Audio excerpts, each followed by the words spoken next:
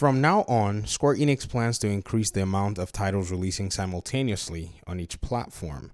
Square Enix confirms more Xbox support while discussing new upcoming JRPG. This is Windows Central. I think this is who wrote this? Cole Martin. Sorry, I thought it was just Corton.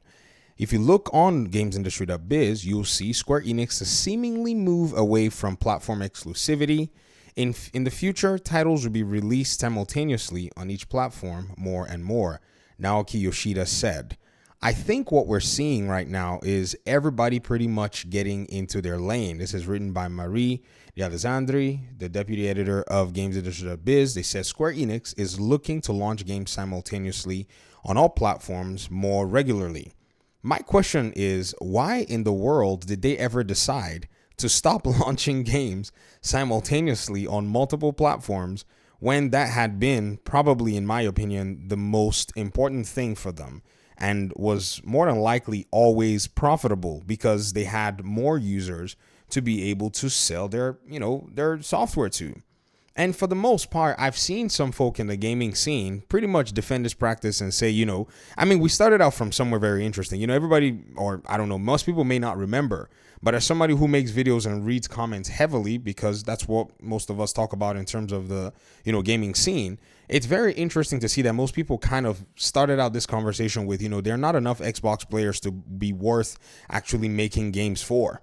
That's literally what we were told in many comments. What I was told in many comment section. Some people replied to and responded to in many comment section conversations that there is no reason nor is there any use for you to worry as a third-party publisher with Xbox because there were not enough Xbox players. That was the nice way to say it. There was another way that they said it, which was Xbox players don't buy games. After having gone ahead to pretty much, in a sense, debunk a lot of that nonsense, a lot of people kind of backed away from that because I guess the argument that was easy to pretty much debunk it was, if Xbox players don't buy games, why does PlayStation block those games from Xbox? What do they expect to happen? They expect the Xbox players who y'all claim don't buy games to go on PlayStation, not only to buy the games, but to buy their console and then still buy the game. So I'm saying Square Enix in this particular, instance, and I'm thinking to myself, this is definitely something that is of note in the industry right now. Let's go ahead and continue reading the article because I think there are still some nuggets that we can glean from this small, excerpt. It said, that's according to a 4Gamer interview with Naoki basically Yoshida, as translated by Eurogamer, with the Final Fantasy XIV producer and director saying Square Enix is looking to move away from platform exclusivity. He shared that the upcoming Fantasian Neo Dimension will be releasing on Xbox Series X and S at the same time as on PlayStation 5 and PC on December 5th, 2024.